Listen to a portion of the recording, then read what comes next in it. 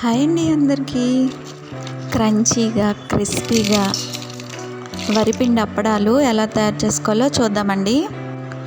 1:1 రేషియోలో వాటరు వరిపిండి తీసుకోవాలండి. దీనికోసం ముందుగానే మనం శనగపప్పు నానబెట్టుకొని ఉంచుకోవాలండి, ఒక 2-3 అవర్స్ ముందు. నేనైతే మాత్రం 3 గ్లాసెస్ వాటర్కి 3 గ్లాసెస్ వరిపిండి తీసుకున్నానండి. దీంట్లో నీళ్ళు కొంచెం మరిగాక శనగపప్పు కొంచెం నానబెట్టుకున్న శనగపప్పు, నెయ్యి 2 స్పూన్స్ వేస్తే గుళ్ళ వస్తాయండి. రుచికి సరిపడా సాల్ట్ వేసుకోవాలి. నేనైతే వాము అప్పడాలు చేస్తున్నానండి, అందుకని వాము, రుచికి సరిపడినంత కారం వేసుకొని బాగా మరిగాక పిండి వేసుకొని, పిండి దగ్గరగా అయినాక ఇలా ఒత్తుకోవాలండి. ఒత్తుకున్న వాటిని బాగా కాగిన నూనెలో ఈ విధంగా వేగించుకోవాలి.